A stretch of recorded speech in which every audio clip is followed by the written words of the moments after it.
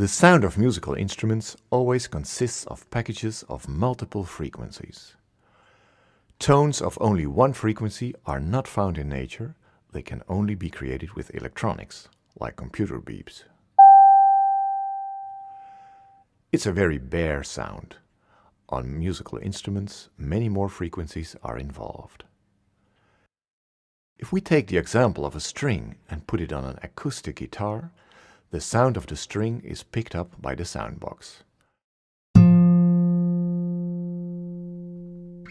Not only the fundamental tone of the string is amplified, but also an harmonic series is evoked and enhanced.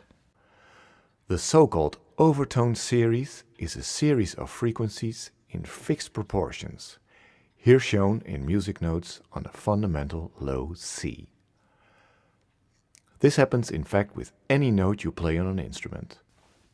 So if I pull a string on a guitar, my frequency spectrum analyzer measures a whole lot of tones in these specific overtone combinations. The timbre or color of our instrument depends on the volumes of the overtones. That's why some instruments have a round and warm sound, others are more sharp. Let's study some examples.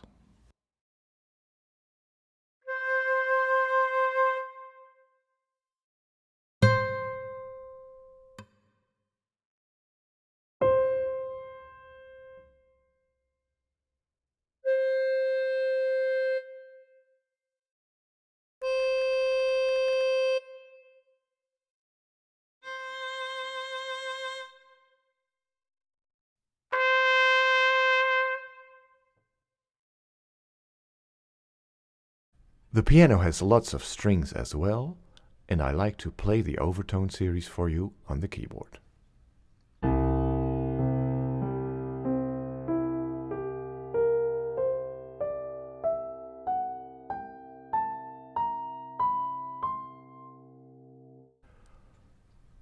So if I play this note for you, in fact you hear a cluster like this. I only enhance the part on top of the fundamental just to exaggerate what's really happening. So every tone produces its own series of overtones, and even overtones themselves do so. A human has a mouth, and the mouth is in fact a very flexible sound box. The vowels like a, I, o, u, ü sound different from each other because their overtone packages are different. The round, darker vowels like u, o, and a have lower harmonics, whereas the sharper vowels like ü and I have higher overtones. Normally you probably aren't aware of this, but when you shift the vowels from round to sharp, you'll hear a clear series of overtones, evoked consecutively.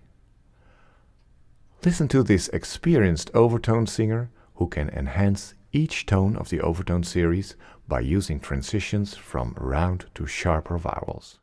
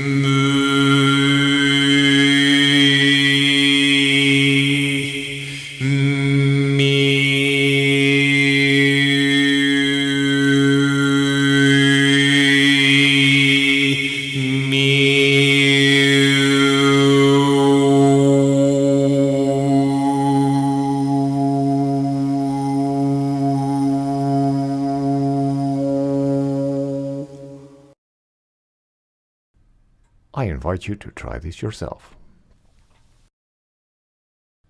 For recording engineers, it's a good idea to think about the volume of the frequencies of the instruments that compete with the vowels of the singer.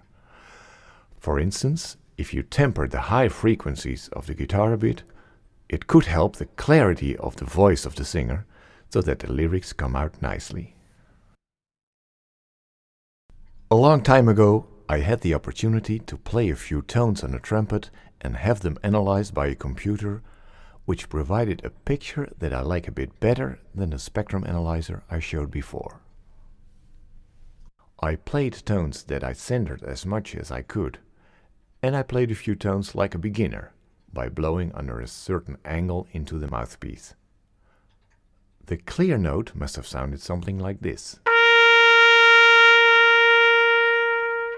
And the bad tone probably sounded like this.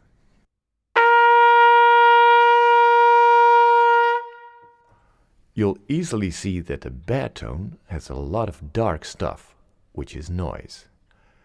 In the good tone, you see less noise. The needles of the harmonics are nice and sharp, and there are more and stronger high frequencies. The energy of both tones is simply distributed in a different way.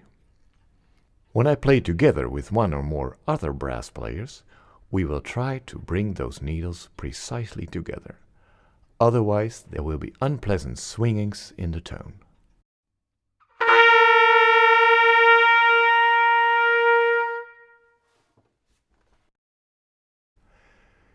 If one of the players has a dirty picture in his sound, it will be very hard to blend, since there are always conflicting frequencies.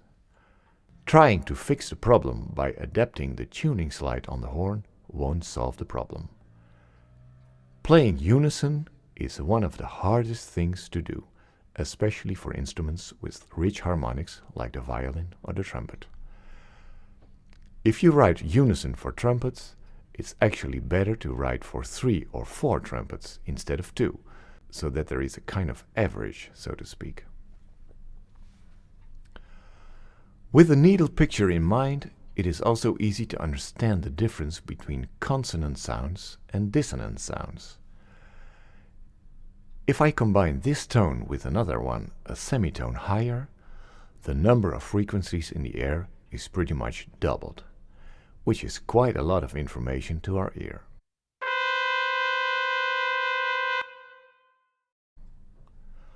Perfect sounds have many frequencies in common, like this fifth. They melt so much that it's actually hard to tell that there are 2 tones. This is the case with octaves, perfect fifth, and perfect fourth. I'd like to introduce you to an Indian instrument called tampura. Unfortunately, I don't own one myself, but I do have a picture and a recording of its sound.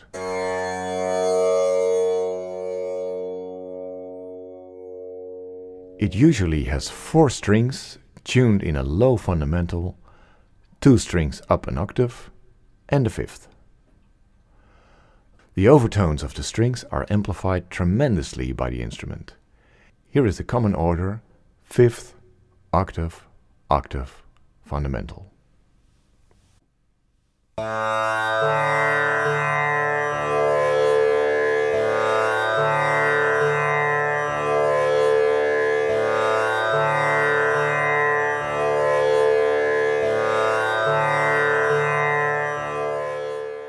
If you listen to this sound for a while and sing a tone, you most likely come up with a fundamental, an octave, or a fifth.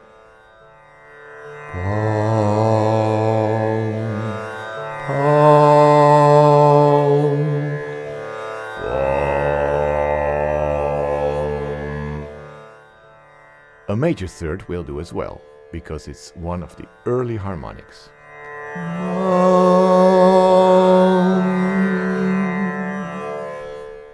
But would a second come out intuitively as well? Not very likely. Maybe as a passing tone from 1 on the way to 3.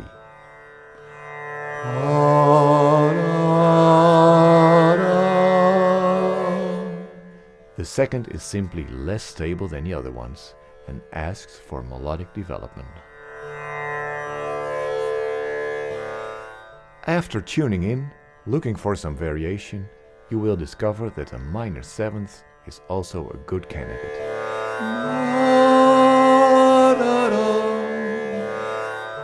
And certainly preferred over a major seventh, which wants to move up or down as fast as possible. And what about the fourth? It clashes with the third and wants to go there. The raised fourth is much more interesting, but it does take a certain effort to produce it, and it wants to resolve to the fifth. I like to call this phenomenon harmonic magnetism. I suggest you experience this yourself by improvising away.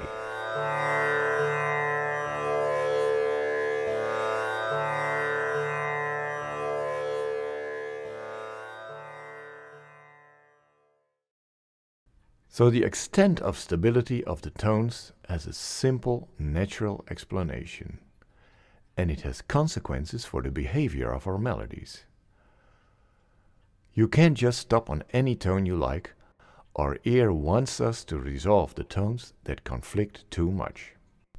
Actually, in simple harmonic environments with chords of only 2 or 3 notes, good phrasing is more difficult than in songs with big chords, because the loads of overtones provide many more frequencies to step on.